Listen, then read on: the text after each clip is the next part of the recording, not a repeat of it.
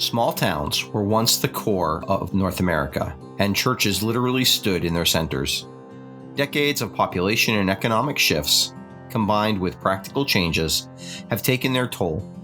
Rural regions and the churches that bind them now find themselves in unfamiliar territory. While so much has changed, the need for local bodies of Christ is as important as it has ever been. But if rural North America has changed, what does it look like for the rural church to experience renewal?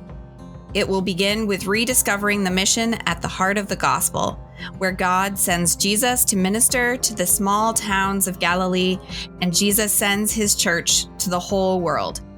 It will be driven by visionary pastors and lay leaders who take risks and try new approaches to reach those who have no church home. Rural Renewal Summit is a 2-day digital event happening April 21st and 22nd that will introduce you to other ministry leaders serving in small towns and rural contexts to provide examples and inspiration for being the church and addressing the needs unique to your community. At the Rural Renewal Summit, you will meet other small town church leaders who understand the struggles you are facing. Hear stories from real-life practitioners who are forming new and different expressions of church that uniquely connect with their rural settings, and explore practical approaches to church leadership and discipleship developed by fellow rural ministry leaders. Small town North America has changed and will keep changing. The Rural Renewal Summit will give you new hope for what God can do in your town, your church, and in the lives of the neighbors you love. Join us on April 21st and 22nd, 2023 for the summit. Find out more at freshexpressions.com/Rural Renewal Summit.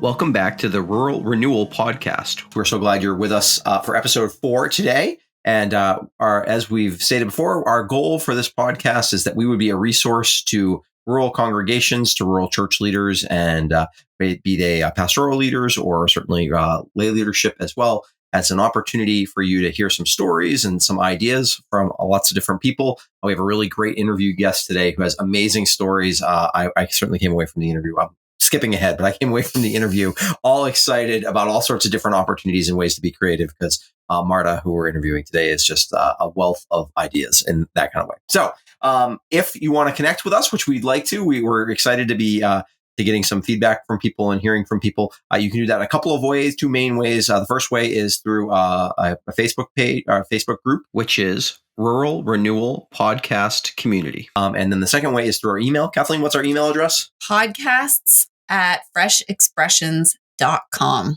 She's so good. I can't remember that. So that's why we let her say what the name what is. Okay. We're going to start off today. Kathleen is going to tell us a story about how we ended up with the dining room table that we have currently. Yeah. So we had a dining room table, which was actually my parents' dining room table. And it was a little bit small, not for our family, but we tend to try to have people over frequently for dinner. And whenever we did, we'd have to move our kitchen table into our dining room table. And it was a whole thing. So, and our dining room table was an oval, so they didn't, it was, yeah, it didn't work. It worked, but it wasn't great. So, we wanted a new table, but we hadn't found quite the right one. Even at furniture stores, it just didn't fit, our dining room. Yeah. And we were, on we wanted the right size dining room table at, like the kind of price we were looking for. I don't know what the price was. I quite frankly don't really remember, but I'm sure it was less than you'd pay for, yes, if you were buying this new at a good definitely. So I enjoy walking a fair amount, and especially during COVID, I walked quite a bit. And there's sort of around the corner from our house, there is a dirt road, and then off the dirt road there is a trail. It's called the West River Trail, and I like to walk on that a lot. And so there was one of our neighbors, she would come out every time you walked by because she has a dog, and there's an electric fence, but you don't always know that there's an electric fence. And so she would come out just to, tell you that there was an electric fence so you wouldn't worry. So she did that one time. We ended up talking. It was during COVID, but we ended up talking. We were like 50 feet apart, and we kind of knew each other, but not really. So we just chatted for, I don't know, probably a half an hour or so. I thought she was on a really long walk. Yeah. And so maybe a week later, I baked a loaf of bread, and I had one of my kids run it down and put it on her porch for her. Something that Kathleen does quite often. And one of the things that I do is I'll write a little note on it because I use brown paper bags. That's another story. I like to use brown paper bags. So sometimes I write quotes. Sometimes I write little messages. So on it, I was like, oh, it was nice talking to you last week. If you ever want to connect, this is my phone number. So she texted me, and then we started this like texting conversation, and it was really lovely. And probably a few months later, she texts me a picture of her dining room table, and she's like, I want to get a new dining room table. I'm getting rid of this one. Do you know anyone who could use one? And I looked at it, and it was like exactly what we wanted. Exactly. It was bigger, and it was oval, and the color kind of worked with our dining room. And it wasn't like brand new shape, which if you have a family, like that kind of like, it makes me feel good because like it's a little worn in. And I don't feel as nervous about my kids like playing and doing things on it. Or her husband. That is true. That is true. So like work projects, can be a workbench. So maybe not. Sorry. Yeah. But I love that people will just text you and say, hey, do you know someone who could use this? And I would love to give it away. And she knew she could have sold it, but she decided she didn't want to before she even talked to me. So it was a great way to connect with our neighbors. If you're in a rural town, rural place, and resources are always a little bit scarce, anytime you can get something that is really what you want for free is just, I mean, that's probably good everywhere. I'm sure that's not just in rural areas, but that was good. It was good. And we like the table. It's great. It's perfect for our family. It is perfect. So, So one of the things that happened here over the last week before we recorded this podcast is that we just got a huge snowstorm, actually the biggest snowstorm we've had since we moved to southern Vermont. We got 30 inches of snow. Some of you, if you live in certain areas, if you're up where Pam was, who was our interview person last time up in kind of northwestern Maine, 30 inches of snow, still a lot of snow there, but probably not quite as unheard of up there. And we get a lot of snow, but this was particularly a huge snowstorm. So, and you've heard that that I do the weather thing sometimes. I went to undergraduate school to be a meteorologist. So big snowstorms. If you're from the Northeast and you're interested in meteorology, that's what you got you interested in. He basically went to school because he loves snowstorms. Yeah, I'd like to say it was, but no, she's right. I mean, literally, like I remember one Valentine's Day, there was going to be more snow at Chris's parents' house than where we were living at the time, and we literally drove. I was like, "This is your Valentine's Day present. We're going to go to your parents' house for the snowstorm." We did, and then it was a bummer of a storm. It was. I mean, it wasn't bad, but it wasn't the big storm it was supposed to be. Which shows you how much my wife loves me and understands who I am as a person. It's great. Yes, we did do that. So anyways, so we just got a big snowstorm. So it started one night. And so I woke up, we had already had about a foot of snow when I woke up in the morning, and I snowblow our driveway and the paths to the house. So, and if it gets in, the snow was kind of heavy and wet, especially to start. So I needed to get moving on snowblowing, because if I get too far behind on that, there's no way to catch up. So, and then it's time to be calling somebody with a plow or a bucket loader in this case. But anyways, So I went out to snowblow. I got about halfway through the first round. It probably takes me, with that much snow, it takes maybe 45 minutes or so to do a round of snowblowing. I was probably about halfway through what I needed to do. And all of a sudden, like, the snowblower was not working the way it was supposed to. I was like putting it into gear and it was going really fast. So there's like 6 gears of speed. It was like on speed 6. What is going on? So I tried to adjust it, and the little like lever that you adjust it with, I'm like, it doesn't feel like this is attached to anything. And that's because it wasn't. The cable, and not actually the cable hadn't snapped, but there's a little thing that holds it in place at the top, a little piece of metal at the top that holds it in place. That had cracked in half. Now, one of my many challenges in life is that I am not overly handy.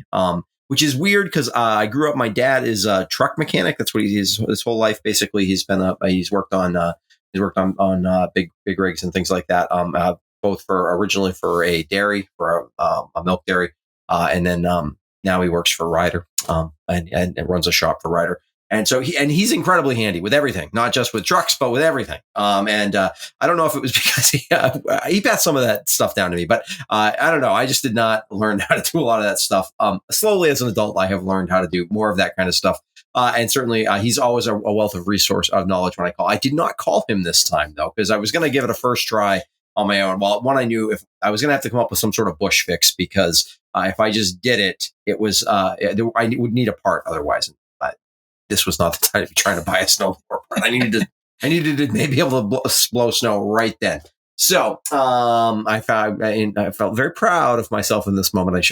I guess I'm confessing pride as an issue. Anyways, I took 2 zip ties and managed to zip tie it back together. And it does need to be. It still actually isn't fixed. Probably after the winter, I'll fix it for good. But or get the part and fix it for good. But managed to do that. So that was kind of my successful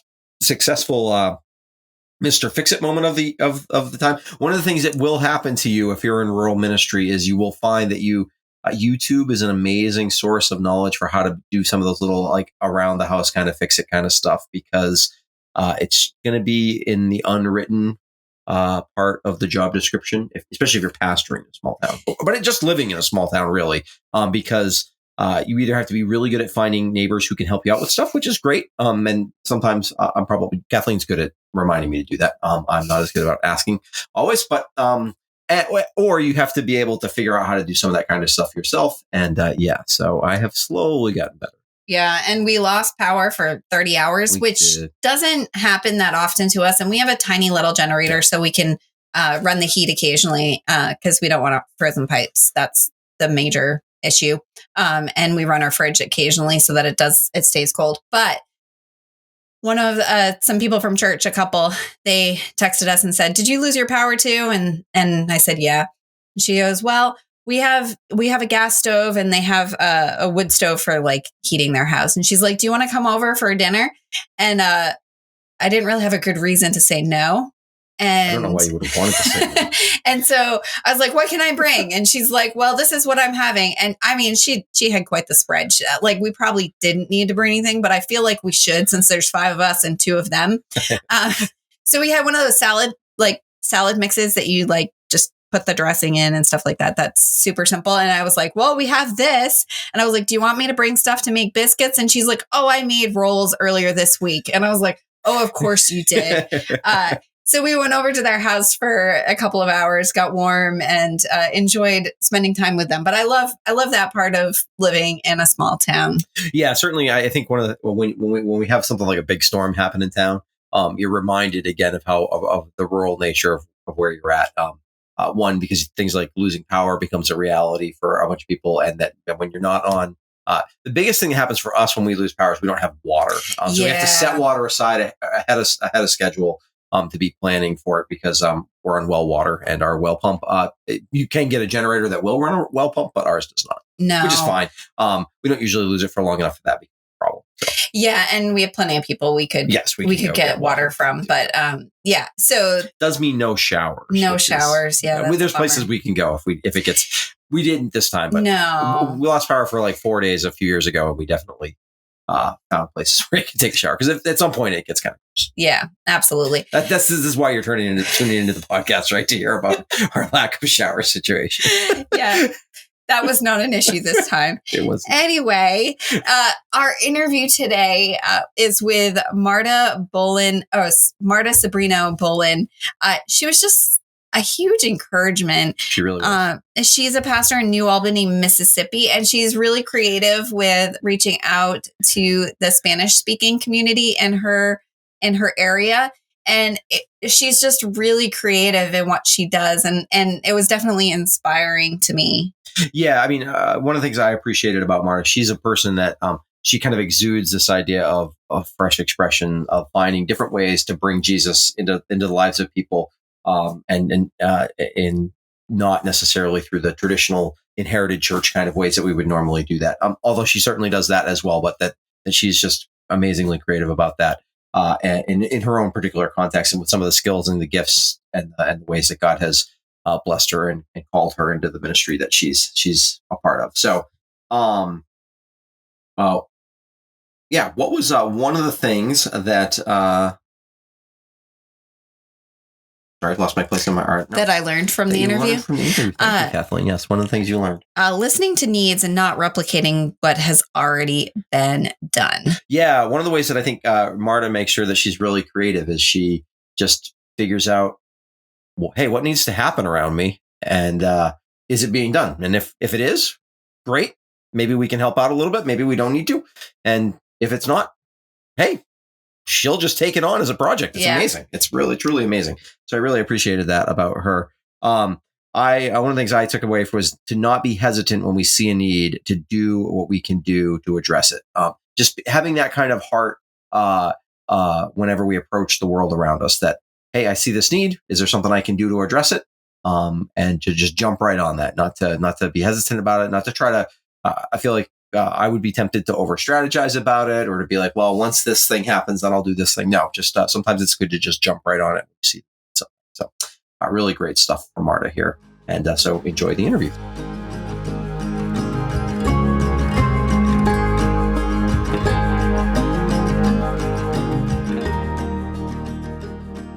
We're back today talking with Marta.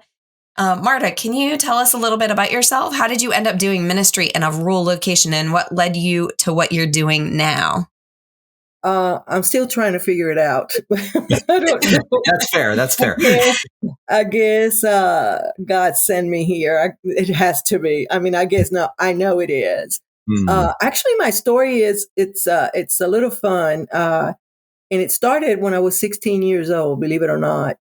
When I was 16, I came here to Mississippi to a college that's called Blue Mountain College. Now it's Blue Mountain University, Christian University.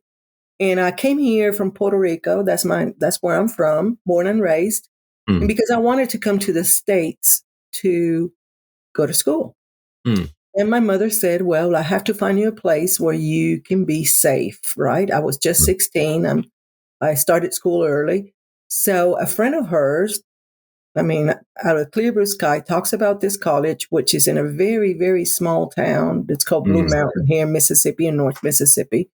And it has about at that time, this is the 70s, it had about 500 people that lived there. So very small town. So when I got here for the first time, I said, I'm not staying here. This is not me. Long story short, I did finish my bachelor's, finish my master's, went back to Puerto Rico. And about 15 years ago, I came back for a class reunion and re-encounter an old boyfriend. And anyway, long story short, this is my second round here in Mississippi. So I married this man and I started being here in Mississippi again. And then it came all clear to me why God brought me to this place when I was 16. Of all odds, how do you end up from Puerto Rico at Blue Mountain? Look it up in the map. It's like in this college that only 60 girls. It was a women's college, and only 60 girls lived on campus. Wow! But now I know why he did that.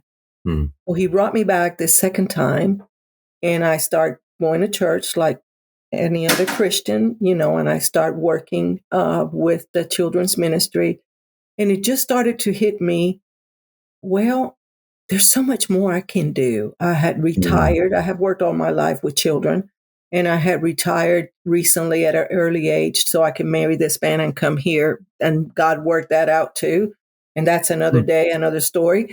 But the reality is that I said, what can I do? And for the first time of me being here in the United States, I started feeling discrimination. And well, as you see, I'm like complected. My eyes are green, so I really don't look. A lot of people say you're not Latino, but I am. And anyway, and I started feeling, and I told my pastor, and his name is Brother Dan, I said, if I feel that way, I wonder how there's other people that are Latinos that are probably in, in the kitchen working or working in construction feel this. I am a fairly educated woman. I have a lot of advantages that they don't have. So that's how it all started. So I started working in a ministry for the Latino community in rural Mississippi, in Northeast Mississippi. And I started working, and the hardest thing I had was, how do I reach these people? Because precisely it's rural and everybody is everywhere. So you might go to another big city and could find all the congregation, all the Hispanics here and all the Italians here. And no, here, everybody's everywhere. So one of the things that I tried to do was to find a common ground, a common place where they could come. Anyway, that's how it all started. How do I ended up being a pastor? I still trying to figure that one out. Because I'm a late bloomer, I might say. I mean, I'm a pastor just 4 years in this area. It's something fairly new. I always tell all my coworkers and colleagues and colleague pastors, I said, I'm a baby pastor. I'm old, but I'm a baby pastor. And anyhow, so one thing led to another, working with the people, getting involved more with them, trying to get Christ in their life. And the next thing I know, here I am. I'm a pastor. I got a church, and it serves both communities. It serves English-speaking people and Hispanics. So I'm still trying to figure out that. But it started all when I was 16 years old, and my brother brought me here. And I think God had a plan. I know God had a plan for me. Yeah. But since then. Yeah, that the geographic nature of how God kind of brought you back to this little place that he had brought you to before. We felt, both of us felt very called. We grew up in New Hampshire, so relatively rural, northern New England, and felt very called during our time preparing for ministry to northern New England as well. So same kind of sense where this was like a place God was calling us to for a specific purpose. And so I think we've heard that from a lot of people, I think, in rural ministry, that it feels like wasn't necessarily, especially in the beginning, what they were necessarily thinking, but as it became clear from God through their time, discerning that out, that God has really called them to this place in a sense that these people are the people God's called me to pastor. I asked God, I said, what do you want me to do? Listen, I'm old. I don't need to go. And my thing is that I had to go to school. And we have in the Methodist Church. I'm from a Methodist church, and so they require you to go to school. And I told my district superintendent, I said, listen, I'm too old. You know how long has it been since I've written a paper? Probably 45 years. I mean, I'm not doing this because of I want to study. I want to do this because my hands want to serve the Lord, and I want to work with the people. But anyway, I'm taking a class now again, and that just gives me a lot of stress. Anyhow, it's just part of it. But anyway, yeah, it's really interesting how God puts us at the right place. We sometimes do not understand. A lot of people, and you're going to laugh at this. When I first came here, when I was 16, I was raised Catholic, okay? Of course, from a Latino country. And I was in a Baptist college. Don't ask me why, but that's where my mother wanted me to be. And so people will ask me, how did you get here? And I was immature, ignorant in a sense in about Christian life, and I will hear that people will say, well, the Lord wants this and the Lord wants that. And I started saying, the Lord sent me here, just to get it out of the way. I was saying that actually when I was 16, just to say it. But now I understand that actually he did send me there for that purpose. So my mother is responsible for all this. She just kind of cohorted with God and just worked at everything out. So that's the story behind all this. Well, thank you for sharing. I appreciate hearing your story. What do you see as God's specific mission for your particular context? Well, there's so much here. There's a lot of First of all, I would say the first mission is to love. To love. I work with the Latino community here. We have a big community. It's growing every day more and more. I remember when I first came here in the college, I was the only person that spoke Spanish. And around here, you would not find anything in Spanish. Now, that's not the reality now. 23% of the students in the schools are Hispanics. So it's been growing immensely. So the mission basically has become more as a task of you have to do it, Marta. There's nobody else that can do this around here because people do not speak Spanish or English. So our mission here is to be more like, I would say, an advocate for the Hispanic community. It's to stand up for their rights. It's to translate, to facilitate their life. But most important of all is to empower them spiritually and otherwise in order to be part of the community and be able to grow in both sense. So we have what we call the mission. It's called, it started Fresh Expressions, the mission. And that's how we named it.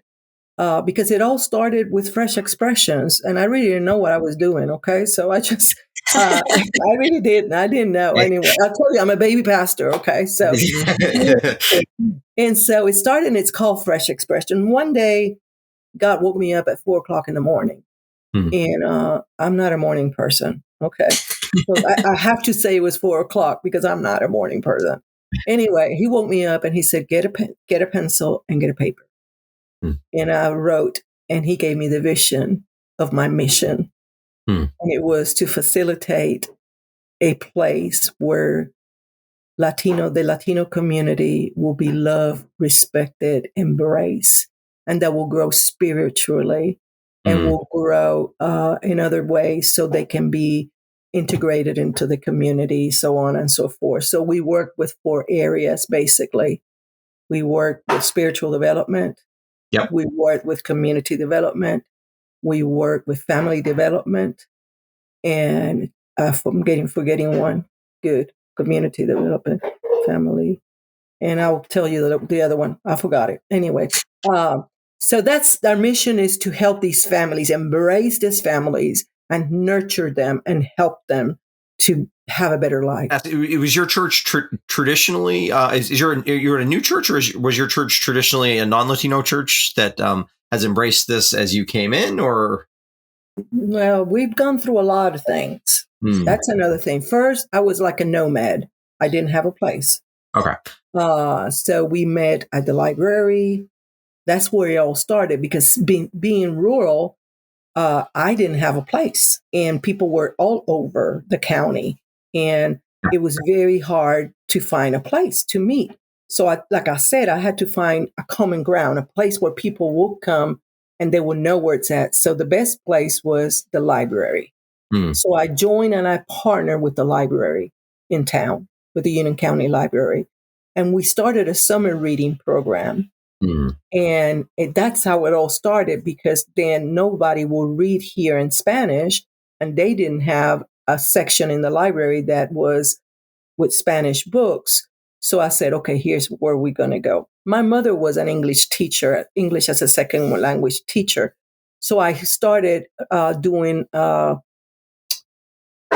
would say, a fundraiser or donate a book in memory of my mother.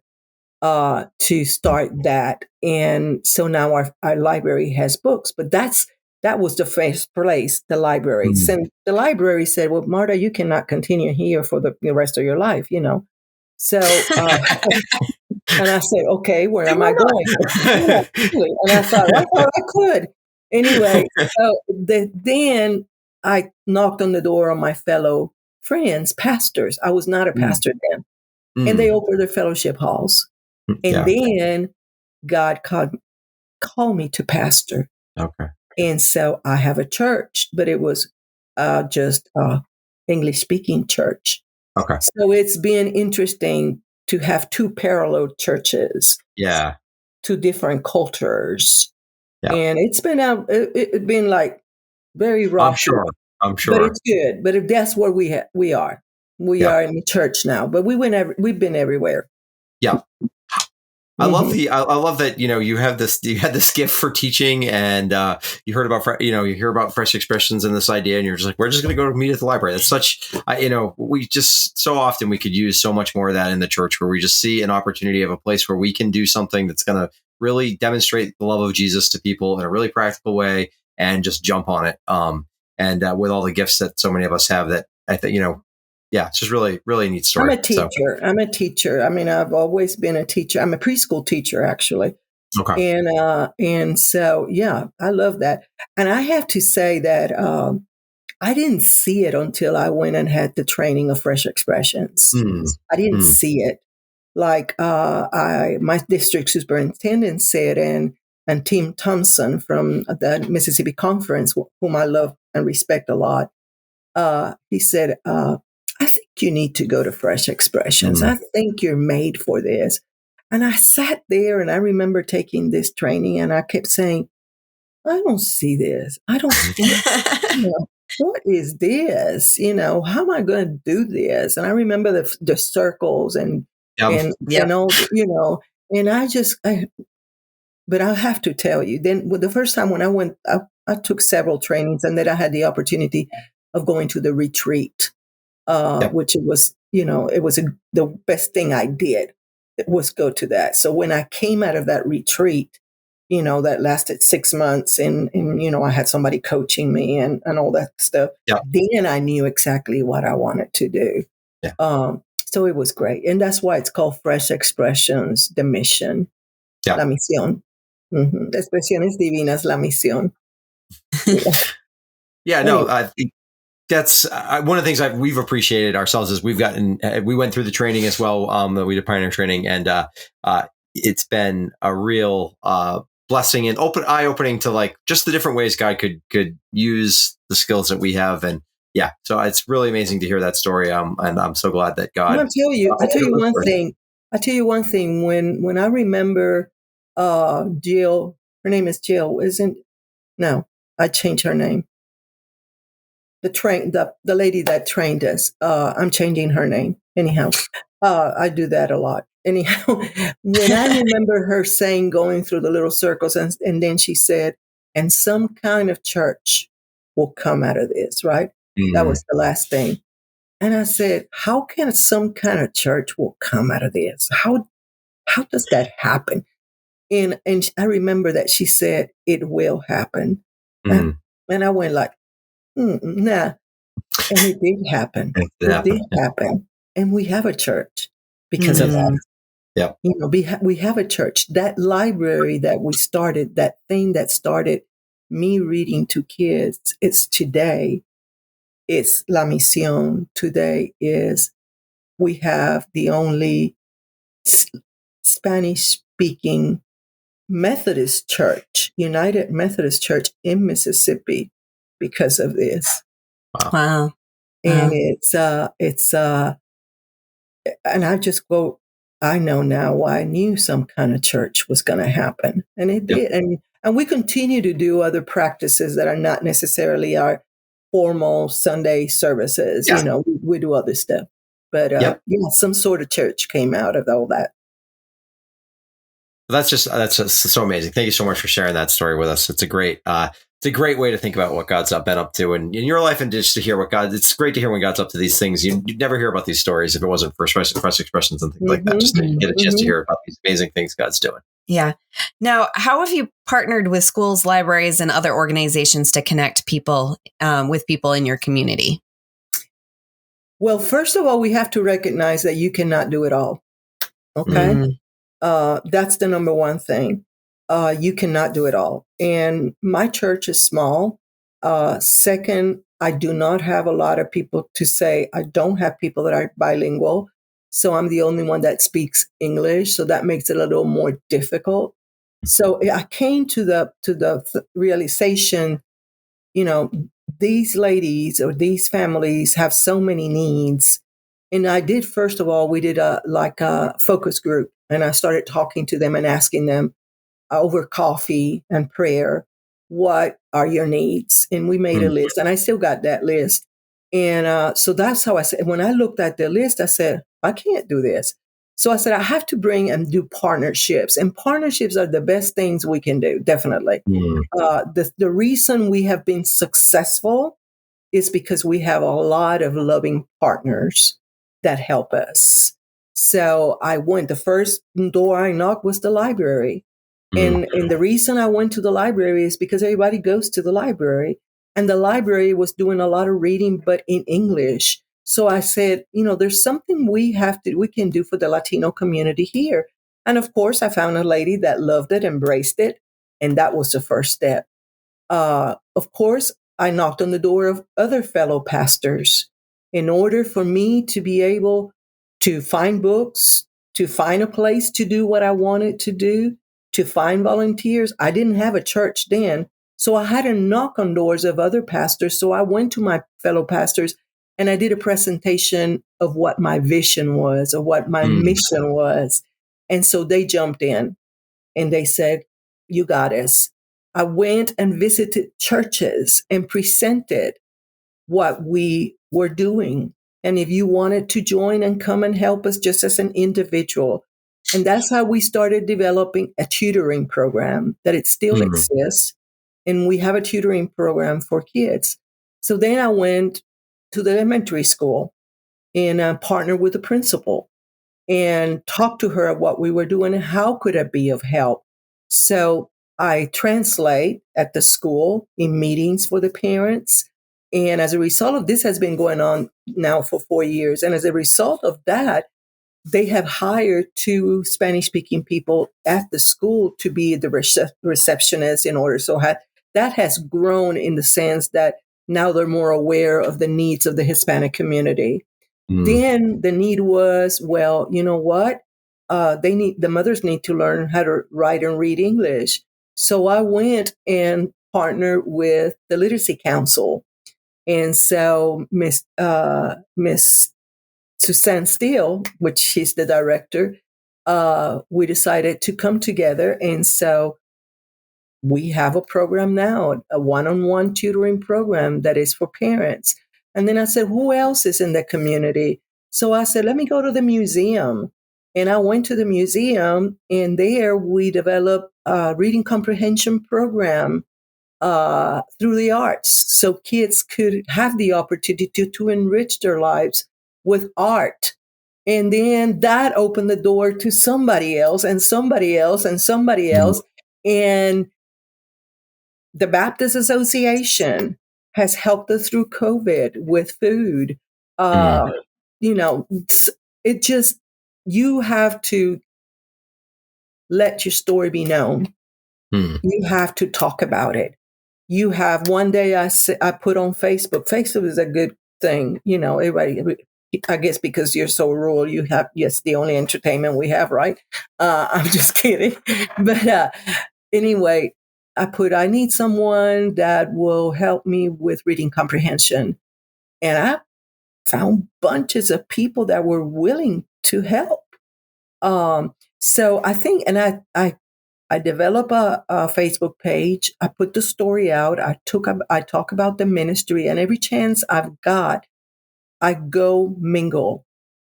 Facebook had been a superb instrument for us to be in touch with people. And I think that when you live, here in the rural areas, that's a way to communicate. Everybody puts everything on Facebook. If you want to sell something, if you want to do this, you put it on Facebook and you get rid of it anyhow. So I started doing that. I started putting things on Facebook, like I'm looking for someone that knows about reading comprehension, for instance. And all of a sudden, that's how I started my partnership with the museum, because the museum had a person that knew about reading comprehension and had developed this program, that reading comprehension through the arts. And so what I was thinking is, what can I give these families to enrich their life, not only spiritually, but also in cognitively, physically, every area of development, so they can become better and better people to help the community. That's my goal, right? Of course, the soul is important. The spirit is important, but we also have to work with everything else. So I put my things on Facebook, and that has opened doors. So that post that I put opened the door for me to meet 3 and 4 and 5 people that I didn't know in town. So I went and met, as a result of that, also the New Albany Main Street Association. And the New Albany Main Street Association, it's an association in here that has all the businesses around town. So we're talking here about money, right? Well, money makes the world go around. And in order for us to do, I hate to say that, but in order for us to be able to do some things, you have to have money. And so these people have access other people to me so they can help us do things, and so they are fascinated. For instance, they have a gala every year, and they hire our group to be there to serve the food. But that permits us, my mamas and myself, that permits us to know people, for them to know that we have this ministry, and then bring more people. So I'm putting myself on everything. Is there a parade that they do? We're going there. If there is a cleaning event, we had a cleaning event downtown. So I took all my people, and we were the biggest crowd, and they said our name, and we were on the paper. And that, I think, letting people know that you are there, because that's the hardest thing when you live in a rural community. And it is, how do you get the word out? How do people learn about you? I want other Latino families to know that I'm here for them. If you just came into town and you need help, how do they know? Well, I need to let them know. So I use Facebook. I use by the word of mouth. I go to the Mexican store, and I have a good relationship with the Mexican store, and I go buy stuff, and they know me. So they call me. There's one police woman here in this area that is Latino. They got my number. They call me. So if I need to go pray with someone in jail, there I go. So it's just, you got to go and talk and let your story be known. That's what I can say. And at first I thought it was not possible. I said, I'm not going to be able to do this. But of course, with God, nothing is impossible. We know that, right? But we also doubt. That's true too, right? So we pray and pray, but we go, okay, God, when is it? When is it? Is it now? So it's definitely in God's time. But also, it is important to bond with other people, to come together. So finding those partners, knocking on doors, getting to know your community. And when I say getting to know your community, is who are the decision-making people in this community? And go introduce yourself. Go knock on there, because it's all about what you can offer the people. You don't have it all. So COVID came, for instance, and I just, through the Department of Health, brought all these things to the church, health related. We had a community event with doctors and screenings and stuff, but that is because I tell the story and people get interested in just by sharing the story and talking about my kids. That's how I call them, my kids, so they know these are Marta's kids. And, so Marta's kids are now famous in town. One of the things I thank you so much for that story, because one of the things it helps remind us all of, I think, is that oftentimes in a small town, the church does have a role there, and it's not, you can get to know these people in your community pretty, they're not that far away. You live in a small town. It's easy to get to know them and to find those partnerships. Almost everybody could use partnerships. I'm sure the library was super excited to be able to offer something like that. Yeah. I'm sure the museum was really excited to be able to do something like that for the community. And they're just looking for the same kind of help that as a church you're often looking for, as someone who's trying to share to share Jesus in a creative way. and to help people out in the same way. And so, yeah, finding those partnerships can be And so valuable. I think it's also important to say that we don't need to duplicate services. True. So, we need to expand. So if I have somebody that I know they have a food pantry, well, why am I going to open another food pantry? I just need to know where to send them. Yep. And if I know that the Council of Literacy is doing this free, which is to teach them to learn how to read and write, why would I do that? Let me send them to that. Yep. So that will give me the opportunity to do other things that nobody else does. And that's what I've come to I think that part of our success, other than this is God, this is a God thing, no doubt. It's that we have brought a lot of people into the ministry. Another thing is, when COVID hit, when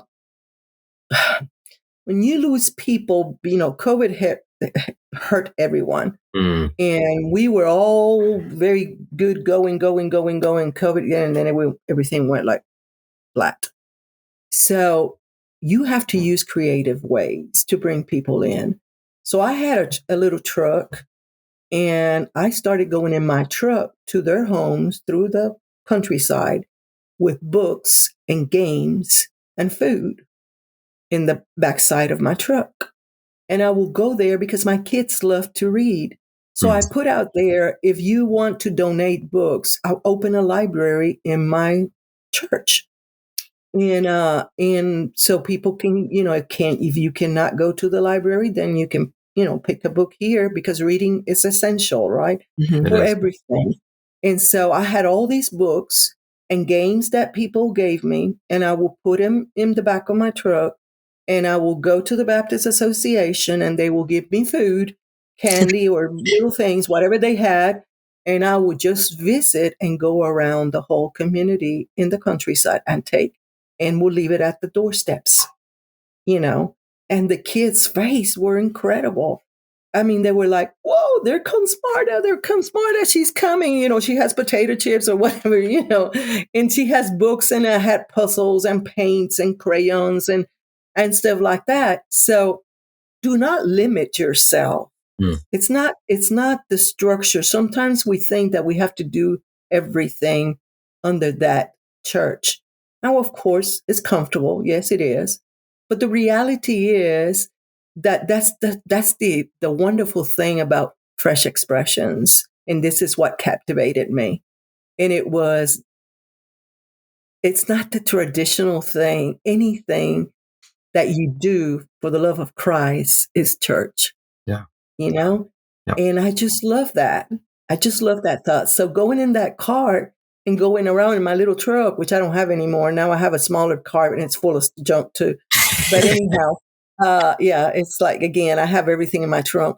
But that was the way I kept in touch with them. So if you live out and you have family that are out that are not coming, go knock on that door. Go take them books. Go sit. I'm starting a new ministry now that I like to chair. I'm so excited. I haven't been successful yet, I have to say, but I'm starting it. And it's called, wait a minute, give me a minute. It's called Coffee, Bread, and Jesus. And I love coffee, and I love bread. You're here. I like to eat. And if you've tasted Mexican bread, why down here in the South, we don't have the bakeries that you have up there in the North, right? So, which in Puerto Rico, we have a lot of bakeries, but here you have Mexican bread, which is delicious. So to have a cup of coffee and to have bread is something. So I decided, let's take Jesus to the street. So I started knocking on doors. That's where I haven't been successful, because I want to go to the work areas and stand outside in the parking lot and give out coffee and bread and Jesus. So pray for me, because people are not being very receptive, but I'm not giving up. Anyway, it will happen. It will happen. I bought some bread yesterday, put it in the freezer, and I said, God, I'm getting ready. You let me know where I need to go. So So I'm on that one, but because I felt that I needed to get out more. Mm. And I live in a community. I mean, my church is in a community of a lot of places, factories, industries. Mm-hmm. And so there's a lot of people there and a lot of Latinos and white people. So that's something new. So be creative. Don't be afraid. I would say don't be afraid. Sometimes we get so afraid of stepping out of comfort zones. And no, it might not work. Well, if it doesn't work, then we'll try something else. It doesn't matter. Just don't give up. Yep. Yeah. Yeah. Everybody, needs to listen to. I've got like 12 ideas now because of things I need to try to do. This is thank you so much for that. And now I'm stepping on your question. That's totally fine. So before we close out today, I have a question for you. What is one spiritual practice that you have found meaningful in your own faith journey? Oh my gosh, I journal. Okay, and I pray, and I just love that. I mean, I get up in the morning and I get up quietly because I don't want my husband to get up. Okay. Nothing personal, but I just don't want him to get up because I want to be just by myself. So I get my coffee again. I get my coffee and I sit in my little chair and I get my notebook and I pray and I write and I listen to him and I worship and I listen to music and I do devotion. That special time with God every morning, it's what completes my life. If I didn't have that, I couldn't face the day. And so my spiritual practice or my discipline, it's that, first of all, taking the time and do prayer and just write. I write. I love to write. I love notebooks, pens, and writing. So, so I have like 25 million books. And yes, that's the most. And I got that from my mama. She didn't write, but she had that time. I could see her sitting at the table and doing that. Yep. And do that. You cannot start the day without God. You cannot. There's no way you can. So get your coffee, get your bread, and get and get some G's. Well, we really appreciate you taking the time to talk to us today. If people want to find you online, where can they find you? They can find me at Glenfield UMC. And then I have another page, which is in Spanish. It's Expresiones Divinas, La Misión, Fresh Expressions, the Mission. Okay. And we have a page too. Okay. And so please, yes, it's cool. And I Glenfield, the page is really active. So I'm always posting stuff and I'm the one that, do. So you see a lot of there, and it's in Spanish and English. It's a bilingual page. Great. So yeah, don't be afraid, be creative, eat some bread, drink some coffee, and have lots of visas. Thank you so much for joining us today. Oh, thank you for inviting me. It's been a pleasure. God bless you all. God bless.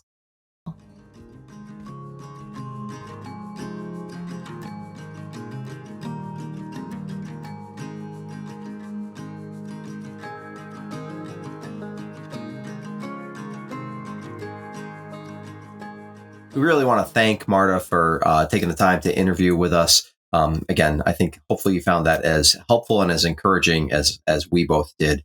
So one of the things we're doing each time we get on this side of interviews in the podcast is we're going to talk about something that each of us took away as a central, just a takeaway point from this. So Kathleen, what was your takeaway point from Marta? Use your passions to reach out. I loved how she talks about reading and encouraging children to read and all that she did with that. And I love sourdough, so that's probably where I should go. But it was just really good. Do that kind of thing. I do, but I think I could do more. Yeah. Oh yeah, certainly. I mean, that's one of the things I think you could take away from Marta. It's like this thing. I could do it more. I could do it more for Jesus. I could do really, really, really great stuff there. How about you, Chris? So I liked that she said find partners, which is something we've, I think, heard as a bit of a theme, actually, in a bunch of the interviews that we've done. This idea that I was going to say with Pam Morse in episode 3, she talked about finding partners. Even back in episode 1 with Alan Stanton, I think one of the things he talked about with being that anchor institution in your community, that it can be really helpful also to, one of the ways you do that is you partner with some of the other institutions and you become a central point for them. So, that's, I think finding those partners can be, and it's made me think about, we certainly as a church, we've partnered with different organizations, and now certainly like we talked about the fire department, that's sort of natural since I'm on the fire department. We certainly have partnered with the Collaborative, which is kind of the local after school care. They do run an after school program. They also run the school's drug and alcohol prevention program. And other groups as well over the years. We have certainly partnered with, but got me thinking like, we could and should try to find additional ways to partner. We partner with the local food pantry, definitely neighbor's pantry. So yeah, there's just try to find those ways where you can really partner with others and not necessarily duplicate efforts, but help where you can be helpful. And if you see something that needs to be done, start to do it yourself, but also find other people who share that interest. I mean, I love for Marta that she saw this need for reading for Spanish speaking students and said, hey, the library is going to be, this is something that's part of their mission too. So we can use their space and they'll be excited to do that with us. And yeah, just finding those creative ways to partner like that. Really good stuff. So one of the things that we're starting to be able to do here is share stories at the end here of something that's happened recently or something that's happened that reminds us that we live in a rural area. And today we have one from somebody who sent one in to us. Yeah, on our in our Facebook group, we had asked the question, and Bennett Clough said, "Hearing roosters crow very loudly as we left a meeting at one of his churches." Yeah, and so we can definitely identify with that. We've already talked about chickens a bunch. We have chickens. Our neighbors on just about every side have chickens. And certainly we have a rooster as well. We told you a little bit about that story a couple weeks ago. And we certainly sometimes hear him. He's mostly a morning rooster. He doesn't crow much else for the rest of the day, but he can be kind of loud in the morning. But thinking about chickens, it got us thinking about one of this funny story. So the first summer we had chickens. We got them in April. We told you we got them at the beginning of the pandemic. Our daughter wrote a persuasive essay encouraging us to get chickens because she wanted chickens. And we were like, we're not getting chickens, but you wrote this persuasive essay and your school has shut down and your life has kind of gotten very small. Sure, we'll get chickens. So anyways, we got 6 chickens. About halfway through the first summer that we had the chickens, they were out. So they got out. I don't remember how they got out. Who knows? Probably a door got left open, which I'm sure is how they got out. But why a door got opened or anything like that, who knows? But we collected the chickens, got them back in the coop, and one chicken was missing. Sunny, who was one of our chickens. And I was texting all of our neighbors. Yes, Kathleen texted all of our neighbors. We searched for a while. No Sunny. Which if you've had chickens, this is not, and we were new to chickens, but we knew enough people with chickens to know, chickens get left out. Often predators find them or whatever. They don't come back generally if you don't find them right away. So we did look. I remember about a week later, Daniel's our son said I think I heard a chicken across the street in the woods, and we spent like an hour going through this little 1 acre section of woods across the street from us. No chicken, no Sunny. I don't know what Daniel heard. I don't think it was Sunny. However, 3 months later, so this happened towards the beginning of the summer. It was before the kids were out of school, and towards the very end of summer, we're outside with some friends, and all of a sudden, we were hanging out with this other couple. They have a bunch of kids that we hang out with quite frequently, and we were across the street in a little space we have where we have a fire pit, just kind of standing there. And all of a sudden, we hear this yelling from several of the children, which usually means somebody's hurt, but they were not. Eventually, we could discern that they were saying Sunny is back. And so somehow after 3 months, now we do not know how on earth this happened, but Sunny returned to our chickens 3 months after we had lost Sunny. There's a couple hypotheses. One, it was the summer. Chickens can survive in Vermont in the summer on their own. And we do live closer to town. So there's not, there's plenty of wild animals around, and we've had a fox get chickens, but who knows? The other option is that our neighbors who have a lot of chickens, they own a restaurant, and they have, I think at times they've had upwards of 100 chickens. I don't think they do currently. They've had a lot of chickens at times in the past. That Sunny somehow managed to find her way into their coop, and then eventually found her way back to our coop. Also, an outside chance that Sunny was a chicken from their group, and it wasn't the same original chicken. We don't really know, but Sunny did find her way back to her. So we refer to Sunny as the chicken who came back. But 3 months, we were that Sunny was gone. So yeah, that was a long time to talk about chickens. Yeah, I sort of apologize in advance. I feel like that we've told most of the really good chicken stories already, though. So maybe now we'll you find don't new have to. stories. If you're getting sick of chicken stories from us, hopefully this will. Well, thanks for joining us for this episode, and we hope that you'll share this with other people that you think would find this encouraging. Definitely, and certainly if you haven't joined the Facebook group, which is Rural Renewal Podcast Community, or you can email us one more time, Kathleen. What's that email address? podcasts@freshexpressions.com. All right, we'll see you again in a week. Rural Renewal Podcast is a part of the Rural Renewal Summit, an initiative of Fresh Expressions happening April 21st and 22nd. The summit is a 2-day digital event exploring new possibilities for small town churches.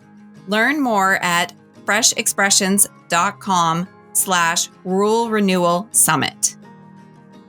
Fresh Expressions is a worldwide movement of everyday missionaries who want to see churches thrive in the places we live, eat, work, and play by leveraging the creativity and endurance of the inherited church. To learn a simple 5-phase process for starting a new expression of the church that works in small towns, big cities, and everywhere in between, go to freshexpressions.com/how-to-start. To connect with this podcast, you can email us at podcasts@freshexpressions.com. Rural Renewal Podcast is hosted by Kathleen Blackie and Chris Blackie. It is edited by Joel Limbowen and produced by Kathleen Blackie and Chris Morton. Our North American director is Dr. Christopher Backert. If you've learned something or have been encouraged by this podcast, please help us spread the word. You can give us a review on Apple Music or Spotify and share this episode on social media.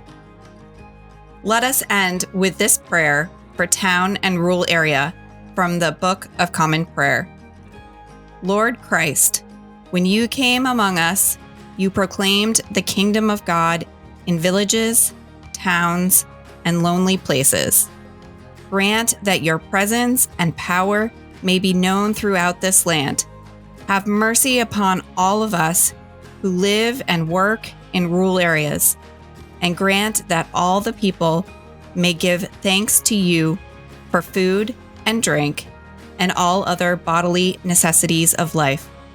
Respect those who labor to produce them, and honor the land and the water from which these good things come. All this we ask in your holy name. Amen.